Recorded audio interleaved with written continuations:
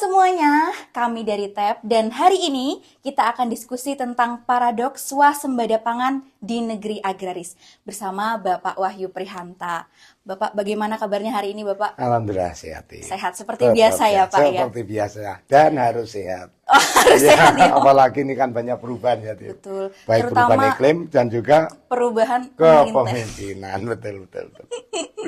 Oke, untuk hangat sekali ya, Pak ya, karena baru kemarin banget. Betul ya, dan agak anu juga kan jumlah menterinya jadi banyak ya. Iya, betul. Terus kalau saya kan berpikir sederhana gitu.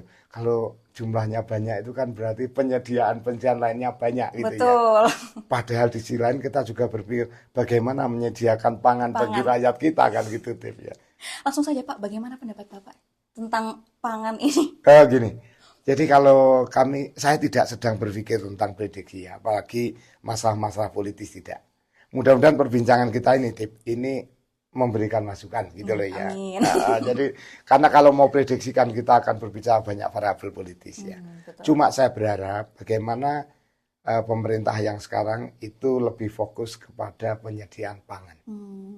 Karena beberapa waktu yang lalu kita kan sedang sering terjadi ini impor ya. Yang terkenal impor beras. Ya, makanya senang saya ketika tadi dikabari Pak, gimana kalau kita bahas tentang paradok. Paradok apa Tip? Saya kan gitu ya. Tentang swasembada. Saya betul kaget itu. Oh iya, ternyata kita punya masalah pangan ya di negeri agraris. Betul. Gitu ya Tip. Padahal negeri kita ini negeri agraris tentunya memiliki hasil pertanian yang besar ya Pak ya. Ya, sebenarnya begini. Agraris ini kan sebutan karena kita lebih banyak bergerak atau punya potensi di pertanian. Tapi sebenarnya lebih penting lagi bahwa iklim kita itu memang sesuai untuk memproduksi pertanian. Sehingga akan menjadi terasa aneh ya. Kalau kita punya prestasi impor yang tinggi. Kan ya lucu. Ya. Lucu. Seperti penjahit baju yang beli baju orang lain. Kan jauh lebih mahal. Iya. Dari masa ke masa nih Pak, tentang pangan kita nih bagaimana Pak? Baik, senang saya ketika ditanya dari masa ke masa tidak. Karena ketika kita memprediksi ke depan, kita harus tahu bagaimana perjalanan di belakang. Ya. Nah, pertanyaan itu saya jadi tertariknya karena kan kebiasaan kita begini. Setiap pergantian, baik pengurus mahasiswa juga gitu kan, selalu pengen cari yang baru sampai yang lama itu tidak dievaluasi, tidak dilanjutkan. Bahkan kadang-kadang beberapa dihilangkan. Itu. Dilupakan. Ya, makanya ketika kamu bertanya itu saya jadi sangat tertarik gitu ya. Kita ulas saja dulu, lupakan penjajahan ya, karena penjajahan sudahlah, tidak usah disebut baiknya gitu ya. Katakanlah karena memang eksploitasi. Nah, kita lihat memang setelah kemerdekaan sampai 65 sebenarnya kan 20 tahun ya. Tapi kondisi penyediaan makan kita sungguh sangat sulit waktu itu. Karena memang selain pergolakan politik, permasalahan-permasalahan lain kan banyak. Jadi saya tidak dalam rangka menyalahkan, tetapi membaca kondisi. Bahwa pada waktu itu kegiatan di bidang penyediaan makan belum menjadi prioritas. Gitu ya. Kata-katanya belum loh ya. Jadi saya tidak selalu mengatakan tidak macam-macam karena tidak mau mendekotomisasi, memisahkan. Mungkin ada pemikiran cuma belum berjalan. Tetapi kalau kita lihat sampai dengan pergantian dari Pak Karno ke Pak Harto, itu kondisi swasembada, jangankan swasembada, penyediaan makan saja sulit. Kalau kita lihat sejarah itu antrian makan itu panjang di berbagai tempat karena memang kita tidak punya bahan makan. Nah, setelah pergantian itu Tip, ini yang anak-anak muda terutama ya, saya itu sering Tip kalau di media sosial dikatakan selalu membela Pak Harto. Saya tidak membela dari segi politis, tetapi dari segi bagaimana program yang dijalankan pada waktu itu ya. Satu hal yang menarik bagi saya Tip, ketika pemberontakan PKI telah usai, kita kan kacau itu ya. Betul. Nah, Amerika menyampaikan lewat diplomatnya ke Pak Harto, Pak Harto, kami bisa bantu. Saya bantu apa? Tebak, kira-kira minta apa Pak Harto dulu kamu? Karena waktu itu sedang perang mungkin senjata ya Pak? Itulah yang diharapkan oleh Amerika. Kenapa? Karena pada waktu dianggap komunis luntur kan. Itu kan blok lawannya Amerika ya. Otomatis kan Indonesia dianggap temannya. Nah, tetapi apa yang dilakukan Pak Harto? Kirim kami beras. Kaget Amerika.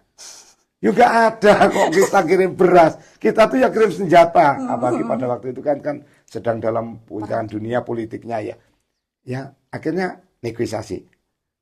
Lalu ditanya lagi, apa enggak pengen senjata? Tidak. Rakyat kami kelaparan.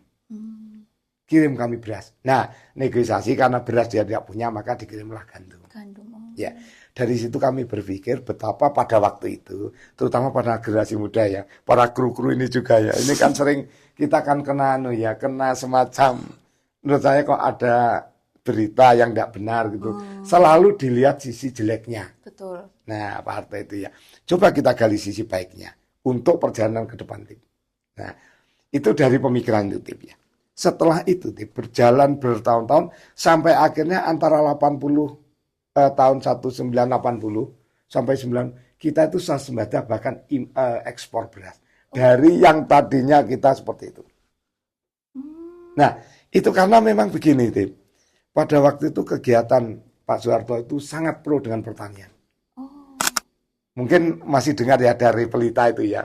Rencana pembangunan 5 tahun. Itu pertama kan menguatkan di bidang pertanian. Oh, awalnya di pertanian? Pertanian. Industri berbasis pertanian.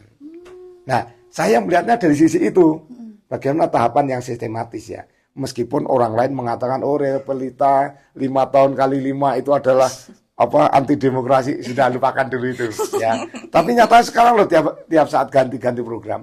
Nah, jadi sampai dulu bagaimana menguatkan hasil pertanian. Pak Harto itu punya program yang itu sampai anak sekolah paham. Namanya Panca Usaha Tani.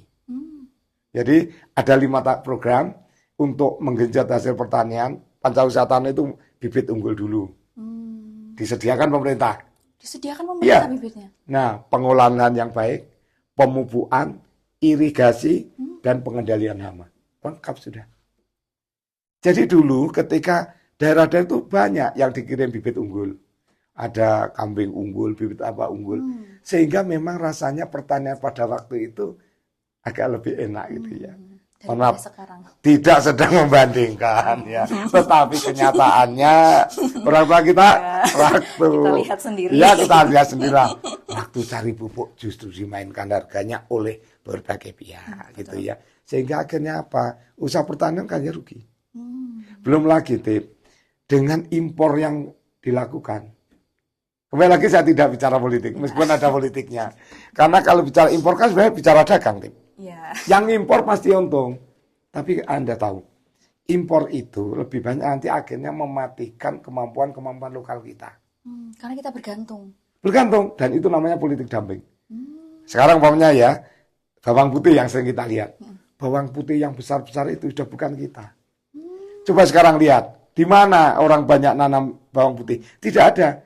Itu gara-gara ketika impor, saya tidak nyebut negara yang mengekspor ke kita, itu mampu menjual lebih murah bahkan daripada yang di negaranya. Nah, tujuannya apa? Ketika orang ada murah, kan akhirnya beli yang murah. Betul. Bawang-bawang lokal tidak laku. Akhirnya orang lokal tidak mau nanam bawang, gitu toh. Setelah semua menanam bawang itu dilupakan, nanti dinaikkan. Itu politik dumping namanya. Sehingga sebenarnya itu yang mematikan. Nah, kembali kepada bagaimana menata itu tadi. Pak Harto itu pertama langsung pertanian. Sudah, sampai itu tadi Panca Usaha Tani. Sehingga waktu itu pupuk juga tersedia dengan baik. Gitu ya. Sehingga produknya juga bagus. Di desa-desa itu ada namanya PPL itu, PPL Pertanian, Penyuluh Pertanian, itu punya program. Sehingga memang betul-betul itu yang menjadi titik utama mungkin ya pandangan tahu dari. Tetapi memang gini, kadang-kadang kalau kita lihat di medsos itu ya, sering saya kan kalau di medsos itu terus dimarah-marahi oleh atau anak-anak muda itu loh ya, yang ya zaman dulu satu TV untuk sekian kampung. Kan bandingkannya itu, jangankan itu tahun itu TV memang juga belum banyak. Kalau kamu lihat film Amerika, TV-nya ya jelek gitu, HP-nya juga ya memang begitu. Nah, justru saya berpikir sekarang itu kan pola pengembangan justru konsumtif yang digalakkan itu ya. Belum punya makanan sudah punya HP macam-macam, itu kan budaya yang kurang bagus. Itu jadi akibatnya sampai ke sana. Jadi kalau saya berpikir pada masa itu kelihatannya pertanian memang bagus ya. Dan setelah itu program-program pertanian nampaknya belum banyak yang muncul. Ya terbukti sampai kita impor beras itu kan ya luar biasa. Padahal negara kita ini negara agraris ya Pak. Betul ya, artinya kita memang bisa menghasilkan pertanian lebih mudah daripada tempat lain kan gitu ya. Kalau diingat-ingat Pak, sepertinya nenek saya pun pernah bercerita Ya. zaman dulu makannya tuh bukan beras tapi lebih ke tiwul, gaplek, Iya, nah seperti gitu itu. loh Tim. Ya jadi, nah ini harapan kita ke depan. Memang salah satu yang membuat kita tuh harus impor. Kenapa kita mengutamakan beras menjadi makanan pokok? Dan kita itu Tim ya, orang-orang kita itu kalau makan beras itu jauh lebih besar daripada orang luar makan beras. Kita itu 1 tahun, 1 orang ini bisa menghasilkan 90 sampai 100 kilogram beras. 1 orang. 1 orang rata-rata ya, konsumsi rata-rata. Nah, dengan itu ketika kita selalu mengandalkan beras, padahal banyak daerah yang tidak bisa menghasilkan. Betul. Contoh beberapa daerah kering ya. Madura dulu kan terkenal jagung. Pacitan terkenal gapleknya. Wonogiri gaplek. Papua sagu. Nah, itu potensi lokal gitu loh. Mestinya kembali seperti dulu. Ya, jadi kalau umpamanya ada diversifikasi makanan, mungkin bisa menjadi salah satu cara agar kita tidak tergantung dari impor. Tapi apa mungkin Pak kita kembali ke makanan-makanan lokal seperti gaplek itu tadi? Gini, bicara mungkin dan tidak mungkin, kalau saya berpikir ada 2 hal penyebabnya. Yang pertama masalah rasa, ya, rasa kebiasaan makan. Jadi contoh orang dulu makan gaplek sekarang nggak mau makan ya. Yang kedua budaya gengsi. Nah, kalau 2 hal itu bisa diselesaikan, mungkin saya yakin bisa. Jadi begini Tip ya. Kalau masalah rasa makan itu kalau dalam ekologi hewan namanya habituasi, pembiasaan. Makhluk hidup ketika dibiasakan makan makanan yang dia tidak pernah kenal, tetapi kandungan gizi yang di dalam tubuh itu ada, dia bisa menerima. Contoh, burung-burung di hutan yang makan belalang, kalau dipelihara orang sekarang makannya kan makan pabrikan itu. Nah, sama Tim. Jadi kalau kita nanti dibiasakan kembali ke makanan lokal, itu akan jadi rasa itu jadi bisa diterima. Bahkan mungkin kalau kamu tanya ke nenek itu tadi, awal dulu aneh, orang ada yang tidak mau makan nasi putih atau beras, tapi lebih suka gaplek. Karena kebiasaan. Jadi kalau masa kebiasaan itu bisa dilatih itu ya. Nah, yang permasalahan kedua itu malah budaya ya. Karena budaya kita kan memang sudah berubah ya. Nah, makanya ini yang kita harapkan pemerintah. Mesti kenapa harus salahkan pemerintah? Bukan, saya tidak nyalahkan, memberikan masukan. Karena pemerintah itu punya pranata, perundangan, aturan, kebijakan dan sebagainya. Jadi kalau kebijakan itu dilakukan oleh pemerintah, katakanlah ya tidak harus keras ya, tapi umpamanya ada makanan lokal di sekolah-sekolah dasar atau di sekolah-sekolah lah ada makanan lokal. Terus nanti ada perlombaan-perlombaan lokal atau juga teknologi penelitian di bidang makanan lokal ditingkatkan sehingga bisa diterima. Saya pikir kalau itu akan bisa terjadi. Sekarang itu kalau kita lihat trennya anak muda zaman sekarang ya Pak, itu konsumsinya lebih mungkin ke gandum. Ya, ya betul. Seperti mie ya Pak. Ya, betul ya. Kemudian roti-roti. Ya. Dan yang terkenal tidak bisa digantikan kan donat ya. Betul. Dengan teksturnya itu kan karena memang gandum punya kandungan khusus yang namanya gluten yang tidak tergantikan. Berarti itu apakah bagaimana Pak solusinya kira-kira? Iya, kalau solusi kembali lagi tetap ya kepada ya pemerintah ya. Dan ini karena masih jadi budaya. Dan anehnya kan dulu begini ya, ada program bagaimana menanam gandum di Indonesia agar kita itu ya tidak masuk akal. Ya karena secara ekologi ya tidak sesuai, iklimnya tidak sesuai. Kalaupun bisa dipindah menjadi tanaman pendatang atau introduksi namanya seperti apel contohnya, itu kan bukan asli kita.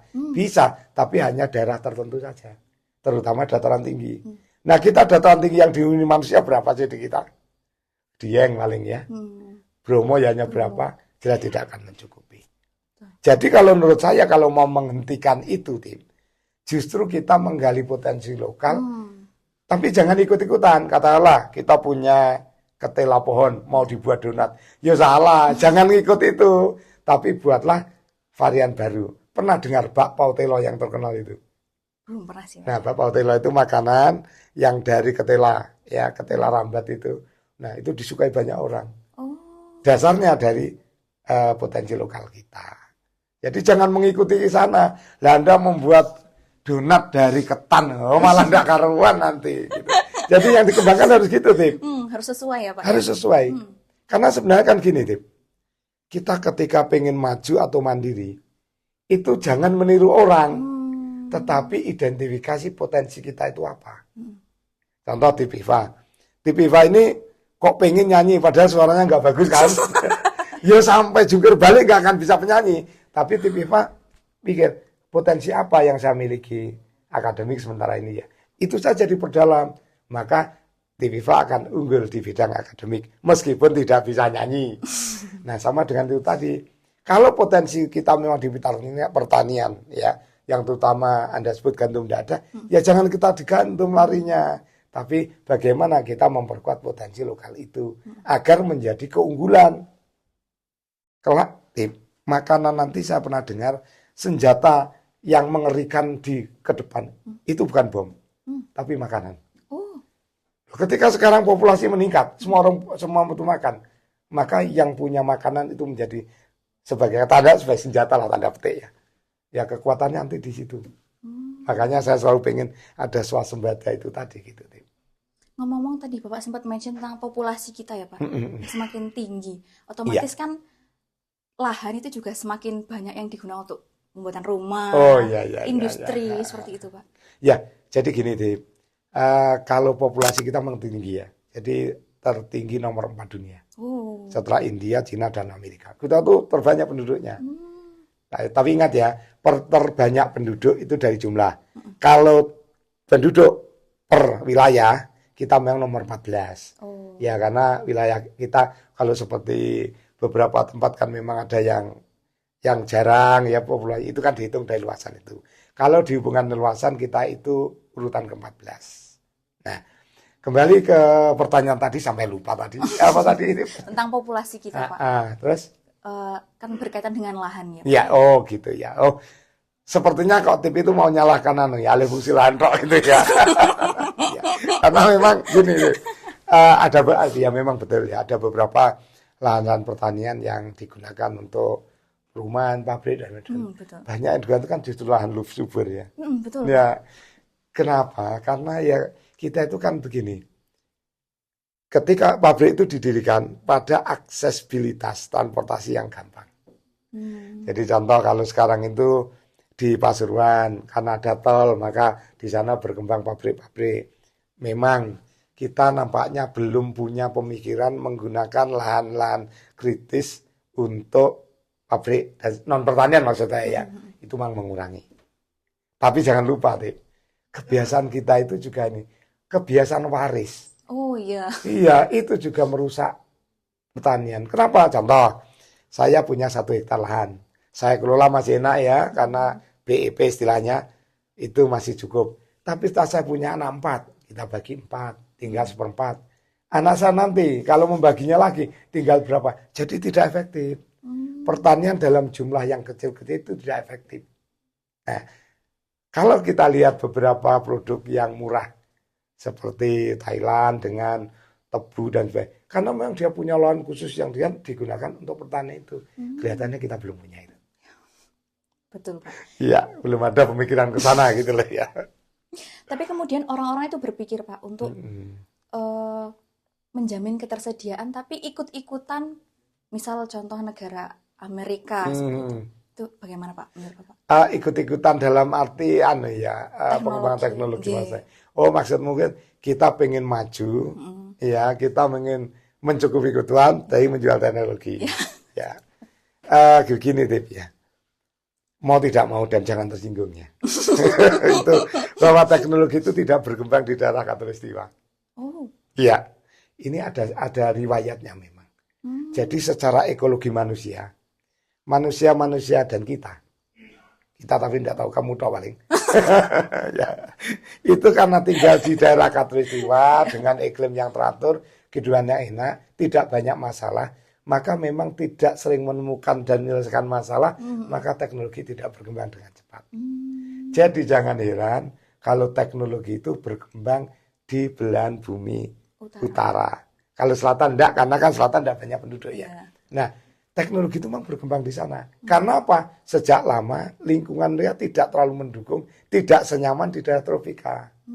Nah, kalau di daerah tropika mau nanam apapun lempar besok panen. Betul. Kalau di sana enggak. Dari itulah dia berpikir. Maka kalau kita pengen bersaing dari teknologi, rasanya agak lama, Tim. Padahal orang makan, besok harus makan. Jadi menurut saya ada jalur cepat ya. Teknologi silakan dikejar. Tapi nampaknya agak lama. Kalau mau membangkitkan diri kita ya. Nah, potensi kita saja Tim, yang kita kembangkan. Agraris, kita kembangkan agrarisnya.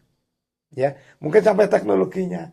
Bagaimana makan itu jadi menarik dan sebagainya. Itu yang harus kita kembangkan. Mungkin ke sana di pikiran saya gitu. Berarti pada intinya kita harus kembali lagi menggali ya Pak potensi kita. Harusnya menggali dulu. Ya, contoh kan begini.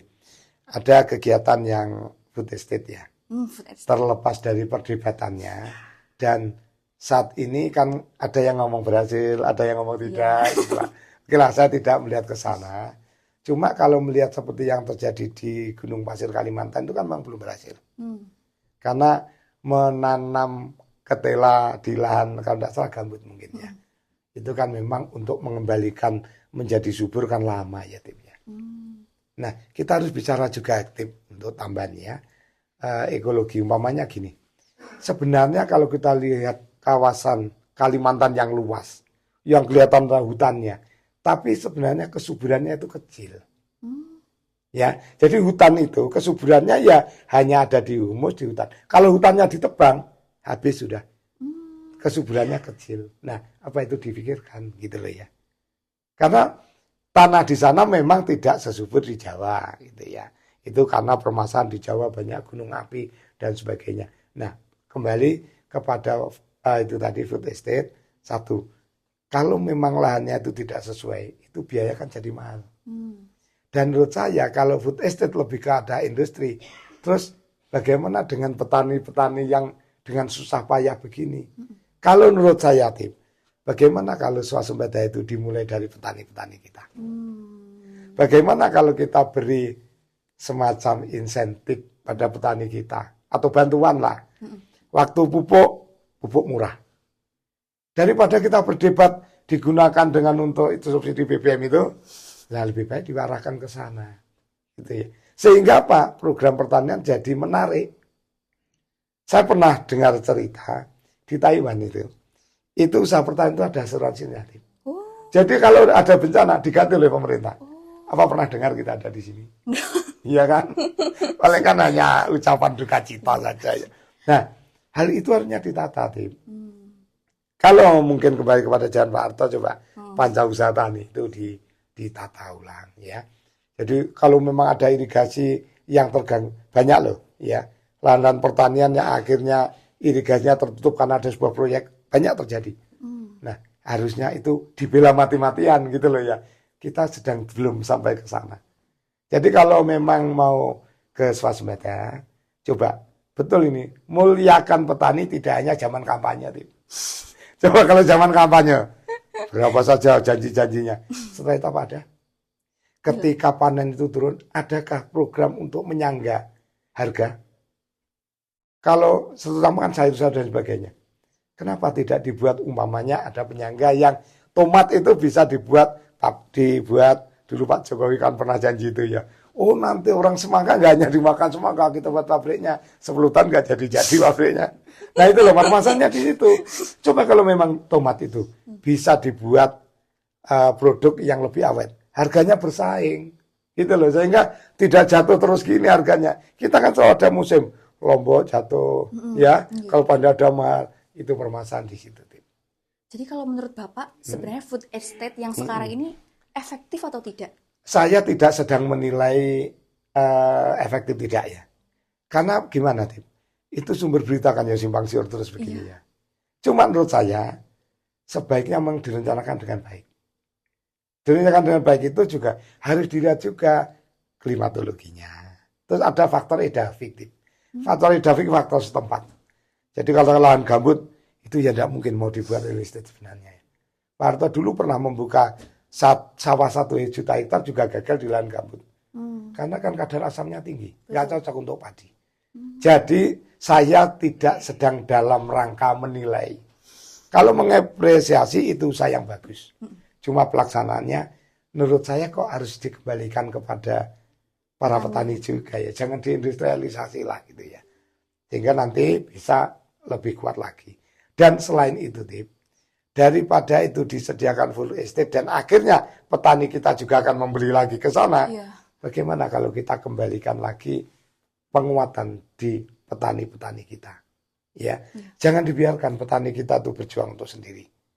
Sudah berjuang menyediakan pangan meskipun tidak langsung untuk negara, untuk keluarganya masih terimpit dengan harga ketika panen ya, dan pupuk yang langka ketika kita sedang membutuhkannya.